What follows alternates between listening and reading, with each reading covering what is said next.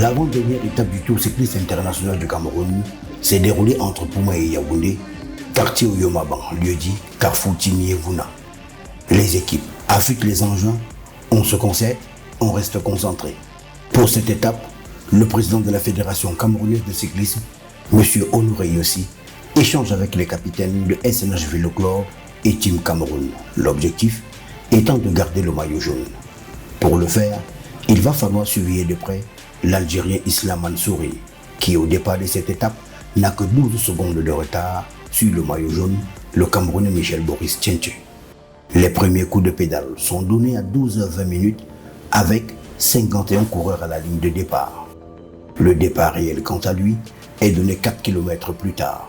Dans la foulée, le Dossa 23, le Béninois Tossa Vited, a une panne mécanique. Les Néerlandais au départ 81, 82 et 83 de la Global Cycling Team qui ont lancé la première échappée vont également traverser le premier sprint intermédiaire avec le soleil au zénith. Juste après la traversée du village Maoulé, panne des Dossa 63 et 81. Quelque temps après, ils finiront par rejoindre le peloton. À la montée de l'entrée de la ville de Boumdiébel, le maillot jaune est victime d'une chute qui lui coûtera son maillot.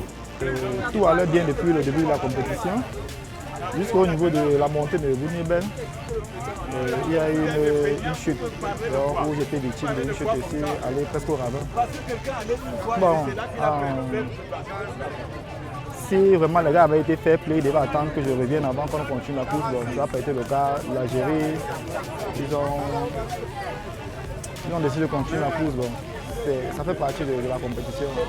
En tête de course, Clovis Kamzon Abosolo essaye tant bien que mal de contenir les attaques des Algériens. L'objectif c'était de suivre les bons coups et partir avec le maillot jaune. Malheureusement, le maillot jaune a eu un souci mécanique à la montée une chute à la montée de Boumdiébel.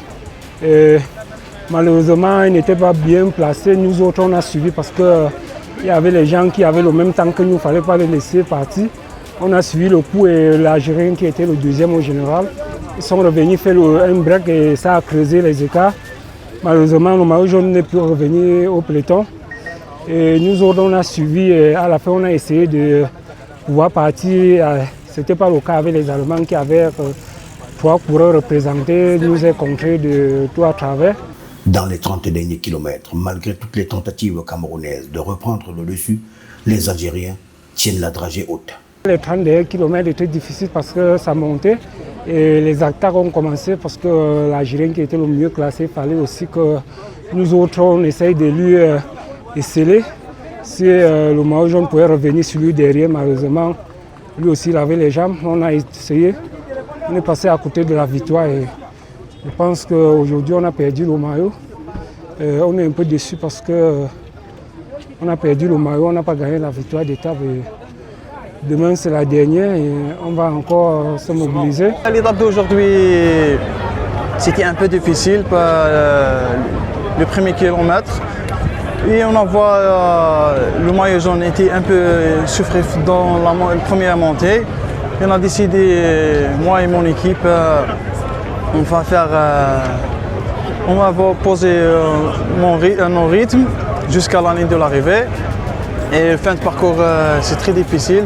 Toutes les équipes attaquent nous, mais on a très bien géré la course.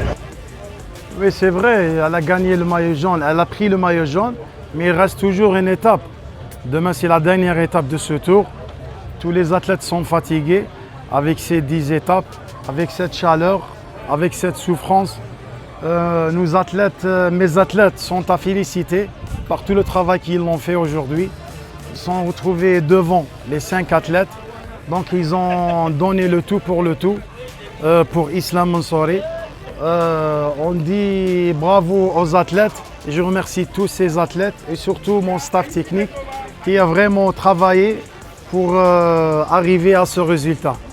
Même si la victoire d'étape n'est pas algérienne, il récupère néanmoins le maillot jaune à l'issue de celle-ci.